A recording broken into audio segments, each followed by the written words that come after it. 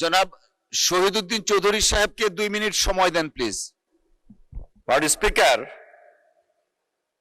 একটু আগে মাননীয় সংসদ সদস্য মনিরুল হক চৌধুরী সাহেব যে বক্তব্যটি দিয়েছেন, আমরা এই সংসদে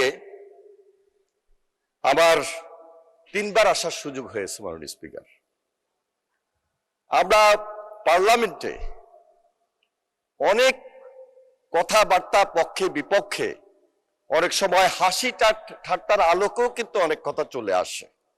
এই যে ইমিডিয়েট গত পরশুদিন আমাদের মাননীয় জ্বালানি বিদ্যুৎ মন্ত্রী সাহেব বক্তব্য রেখেছেন এবং সেখানে বিয়ে শাদী নিয়ে ব্যক্তিগতভাবে সেখানে কথাবার্তা হয়েছে, সেখানে কিন্তু এক্সপান্সের মতো কোনো কথা আসে নাই। এগুলো হাসি ঠাট্টা থাকতেই পারে, পার্লামেন্টে সেই রেওয়াজ আছে। মাননীয় স্পিকার, মনিরুল হক চৌধুরী এমন কোনো কথা বলেন নাই যে স্পেসিফিক কাউকে আঘাত করে এবং ব্যক্তিগতভাবে এমন কোনো কথা বলেছেন যেটার জন্য এখানে এক্সপান্স করার মতো কোনো কথা আসবে। মাননীয় স্পিকার, মাননীয় মন্ত্রী পার্লামেন্টের স্পিকারের আসন থেকে এক্সপান্স করার ঘোষণা দিয়েছি, সেই জায়গায় আবার নতুন করে আপনি জাস্টিফাই করার কিছু নেই।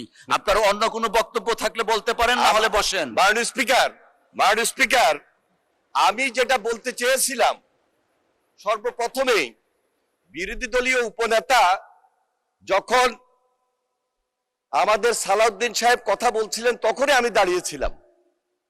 সেখানে উনি যাদেরকে ডিফেন্ড করলেন এবং যেই 300 বিধির এগেইনস্টে কথাটা বললেন, সে অনুযায়ী পার্লামেন্টের বিধান অনুযায়ী 300 বিধির পরে কোন প্রশ্ন রেজ করবেন, ওইটা উনি পারেন না মাননীয় স্পিকার।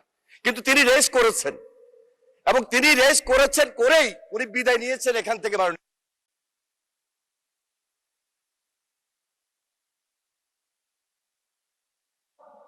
অসংখ্য ধন্যবাদ।